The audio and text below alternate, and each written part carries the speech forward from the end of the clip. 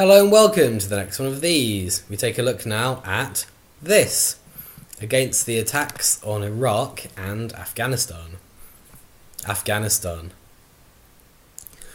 Many times more people were killed by bombs dropped on Afghanistan than died on 9/11.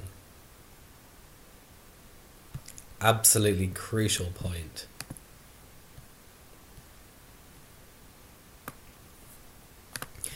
And more people still as a result of food not getting through because of the bombing. The target may have been government, but it was ordinary people overwhelmingly who were killed. A crime against humanity in America was followed by a far bigger crime against humanity in Afghanistan. The US will say this was collateral damage and unintended. However, it was an entirely predictable result of the attack. What I'm saying here is the civilian casualties were an entirely predictable result of American attacks on Afghanistan. Therefore, they cannot be called in any meaningful sense unintentional.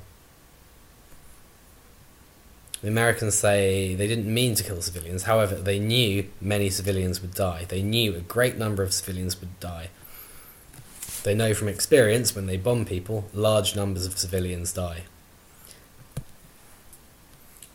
So, I repeat, the US will say this was collateral damage and unintended. However, it was an entirely predictable result and cannot, in any meaningful sense, be called unintentional. Yes, the Taliban were horrendous.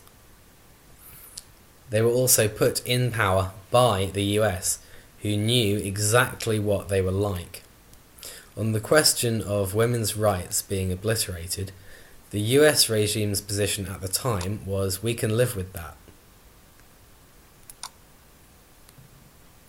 Afghanistan has always been a geostrategic pawn by the great powers. So, does that mean you just leave the Taliban in power?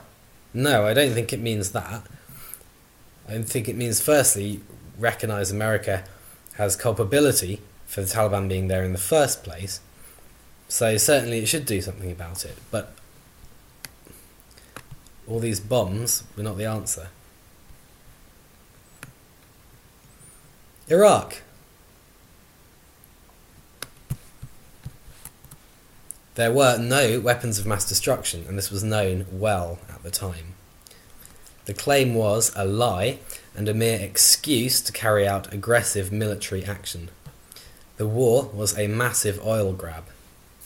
The Middle East, strategically useful for the US, mostly because of oil. This war was a major chance to spread influence in this part of the globe. Yes, Saddam Hussein was a tyrant. He was largely helped into power by the US, who ignored his abuses and called him a friend until he was no longer useful to them. Again, like the Taliban. The poison gas he used against the Kurds was sold to him by the USA, yet the US keeps quiet about that. Iraq was absolutely torn apart by the sanctions post-91, which at the same time strengthened his grip. The country went from being the most developed and prosperous in the Middle East to a basket case, one of the poorest in the world. Starved of medical, industrial, educational and all other supplies, the infrastructure, economy and society absolutely crumbled. People were left destitute, in many cases sick and dying, a humanitarian disaster inflicted on Iraq by the US for cynical reasons.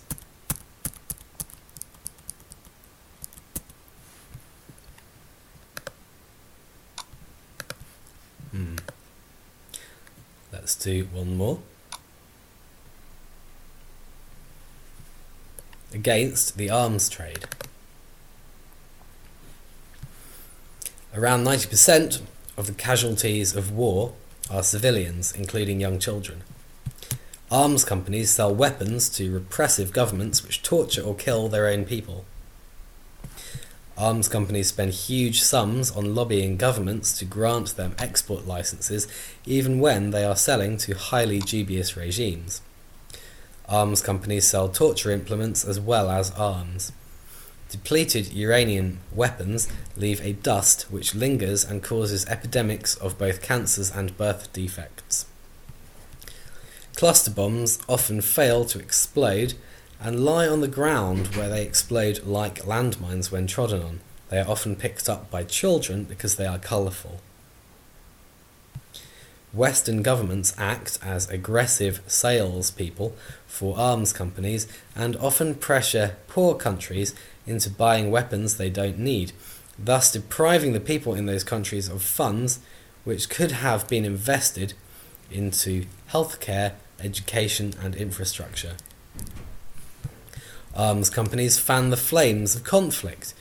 During the Iran and Iraq war, Iran versus Iraq in the 80s, the same companies sold weapons to both sides of the war simultaneously, thus prolonging it for 8 years. Millions died violent deaths because of this. The arms trade is corrupt. Arms companies are guilty of bribing politicians in poor countries. The industry does provide jobs, however, these are unethical jobs. You wouldn't defend heroin on the grounds that it creates jobs for heroin dealers. If a job has the effect of people being killed and maimed, then that job shouldn't be there. Maybe your mate needs his job, but people in the developing world need not to be blown up. End of.